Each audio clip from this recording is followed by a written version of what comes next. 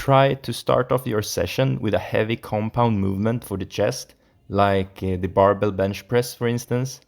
This exercise is perfect for overloading in the 6 to 8 rep range, and can basically be the bread and butter of your chest training for these fast twitch chest fibers.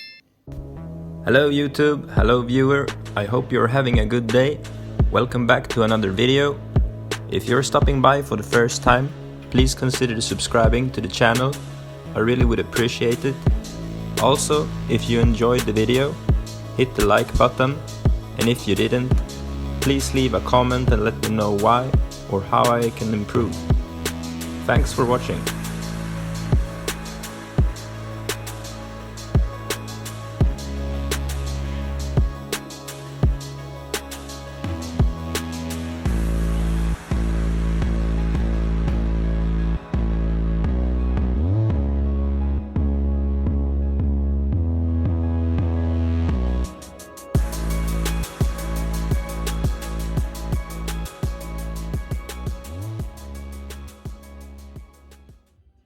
Training chest for muscle growth and size. How many sets should you do? How often should you hit your chest? What are the best rep ranges? And what exercises to pick? In this video, I'm going to try to do my best to answer these quick, common questions as specifically as I can, because I think that's what people really want to hear, especially if you're new.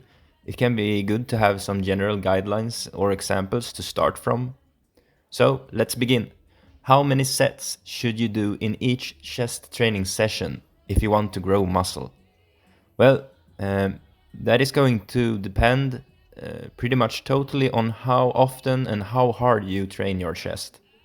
If you only train chest once a week, that means that you'll have 6 days for your chest to recover fully from that session. If you're sore for 6 days after training your chest, that might be an effective way to train, but the chest muscles typically recovers faster than that, and you might not have the mindset and energy or capacity to train chest so hard every week that you'll be sore for 6 days straight. That's why I don't recommend doing a bro split. That's why I recommend spreading out your chest training sessions a little bit more, and consider that when you do your programming, consider the frequency of how you train your chest. Usually, I'm fully recovered after 2 or maybe 3 days from a chest training session with around 8 to 10 sets, close to failure. This means I'm totally ready to hit my chest again on the 3rd or 4th day. If you train your chest once a week and recover faster than 6 days, that would mean that you're just going around for a couple of days and not training your chest and missing out on potential growth where you could have been in the gym and trained chest again. So, let's just compare chest with legs, for instance. A full leg day might take 4, 5, or even 6 days to recover from, but that is because your glutes, quads and hamstrings are much larger muscle groups and capable of handling much greater loads and tension, and therefore it takes much longer time to fully heal from a tough session.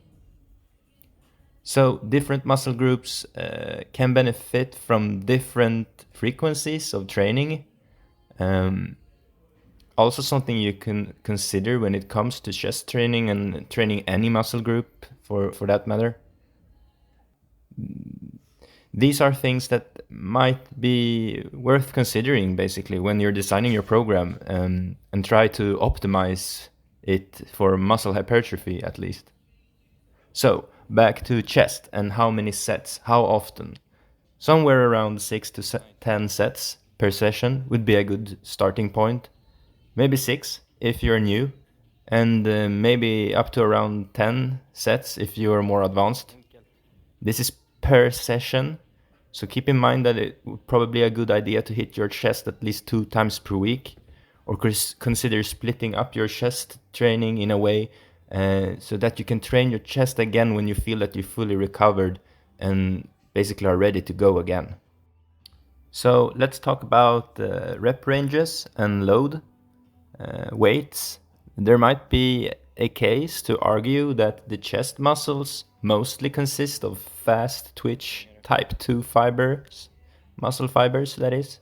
Uh, that basically means that the chest muscle fibers is mostly larger fibers, that is intended to produce high forces. They aren't super enduring, but they can handle quite hefty loads and can be very quick and explosive, but they tire pretty quickly. So that means that it can be beneficial to train chest with a heavier load, heavier weights, since the chest muscle is basically mostly designed to push or press or throw stuff with high force, and help your arm move around in quick movements. That's probably why it's mostly fast twitch fibers. So you could argue that it can benefit from training with heavier loads, meaning basically lower rep ranges with a heavier weight. Try to start off your session with a heavy compound movement for the chest, like the barbell bench press, for instance. This exercise is perfect for overloading in the 6 to 8 rep range, and can basically be the bread and butter of your chest training for these fast twitch chest fibers. This brings us into exercise selection, and I'll wrap up some more rep ranges into this. So start off doing the heaviest stuff first. As I mentioned, it can be a good idea to choose a free weight compound movement. These do require more energy, so we want to do them first when we are fresh. I would recommend doing at least 1 or 2 sets with a decently heavy load, 5 to maybe 8 reps. And then I would personally lower the weight a little bit and get some more volume in there. You could go heavy all of your sets in the first exercise, of course. But personally, I like to get some more reps in there to basically just refine and work on my mind-muscle connection and the execution of the movement itself.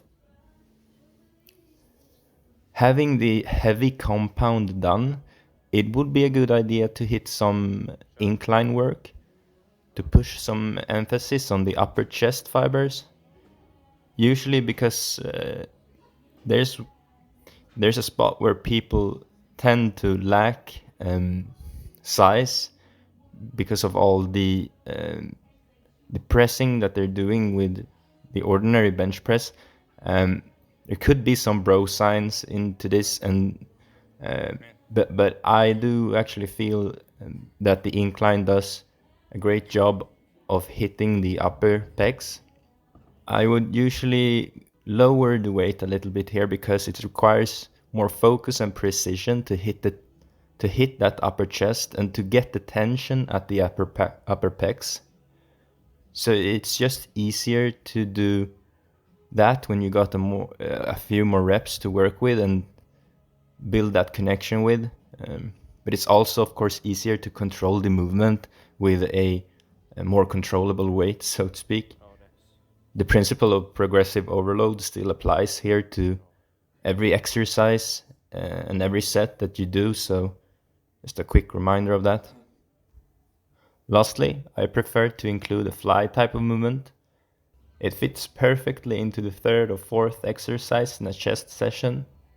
When your chest is already pretty fatigued and it's probably not this exercise that brings the most muscle mass or going to make you grow the most, but it will give you that last good pump, flush the muscles with blood and nutrients, and prime it for growth. Again, great for practicing mind-muscle connection, and the range of motion is great here. With a fly movement, you get a really good stretch and able to contract your pecs hard at the eccentric part. So, to sum it up for you guys, really quick without all my ranting. Number one, to give your chest a good breakdown, it will take somewhere around 6 to 10 sets per session. That is quality reps, close to failure in every set. The harder you go, the longer you have to recover. It would probably be a good idea to hit the chest more than once a week for maximum muscle hypertrophy. It is a relatively small muscle group that recovers pretty quickly, and if you don't have the guts to train like Dorian Yates every session, every week, it's better to train more frequently. Chest is probably in most individuals consisting of most fast twitch, high force type 2 muscle fibers. And they can benefit from training, getting hit with heavier loads. It might still be a good idea to mix up the rep ranges depending on what exercise you're doing, but it would be a really good tip is to start off by doing the heavy work first, especially for chest. Lastly, I just want to mention it's important to track your progression session by session, week by week. Make sure that you train closer to failure and that you progressively overload. But don't be afraid to take a lighter session when you need it, or even a full deload week. In fact, you'll hit a point when you need to do that, and it's probably going to be when you no longer can recover from all the work that you're doing, progressively overloading week by week. It all comes down to personal preference, of course. These are some guidelines to get you started. I hope that this was helpful or insightful to you in some way. Please leave a like if you did, and I wish you have an awesome chest day. Bye.